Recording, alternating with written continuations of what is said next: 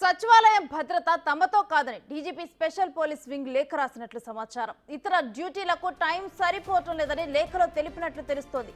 ఈ ప్రతిపాదనపై సెక్రటేరియట్ సమీక్షా సమావేశంలో నిర్ణయం తీసుకునే అవకాశం ఉంది.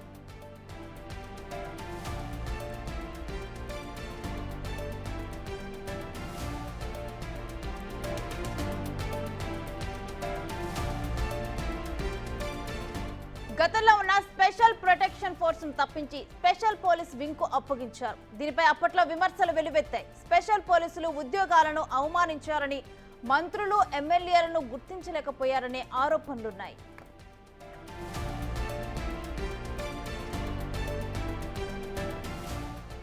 కాంగ్రెస్ ప్రభుత్వం ఏర్పడిన తర్వాత సచివాలయం భద్రత నుంచి స్పెల్ పోలీసులను తప్పిస్తారనే ప్రచారం జరిగింది. ఇప్పుడు వింగ్ డీజీనే సచివాలయం బాధ్యతల నుంచి తప్పించాలని లేఖ రాశారు. దీంతో మళ్లీ భద్రతను స్పెషల్ ఫోర్స్ చేతిలోకి వెళ్తుందనే చర్చ సాగుతోంది.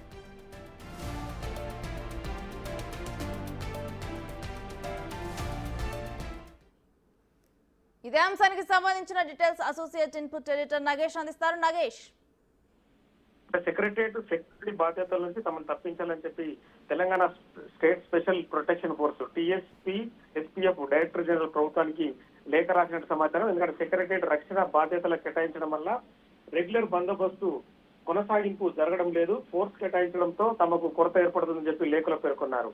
టీఎస్పీఎస్ ఏదైతే ఉందో తమ నుంచి వచ్చిన ప్రపోజల్పై త్వరలో సీఎం వద్ద కూడా జరిగే సెక్రటరీ సమీక్షా సమావేశంలో కూడా వీళ్ళు అక్కడికి సమాచారం అందిస్తామని చెప్పి డీజీపీ చెప్పిన పరిస్థితి.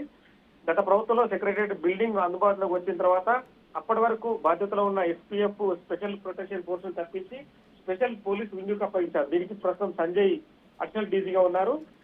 తదుపరి మళ్ళీ కాంగ్రెస్ గవర్నమెంట్ వచ్చిన తర్వాత టీఎస్పీఎస్ కు అప్పచెప్పిన పరిస్థితి. సో మొత్తానికైతే మంత్రులు ఎమ్మెల్యేను గుర్తించడంలో గతంలో కొంత ఇబ్బందికర పరిస్థితులు లేదని చెప్పి వీళ్ళకు బాధ్యతను అప్పగించారు. కానీ వీళ్ళకి ఏంటంటే బయట కూడా రెగ్యులర్ గా జరిగే బందోబస్తు ఫోర్సులకు సంబంధించి కూడా వీళ్ళనే ఉపయోగించడంతో వీళ్ళకి ఇక్కడ సచివాలయంలో భద్రతకు సంబంధించి కొంత ఇబ్బందులు ఎదురవుతున్నాయని చెప్పి వీళ్ళు భావించిన పరిస్థితి కనిపిస్తుంది.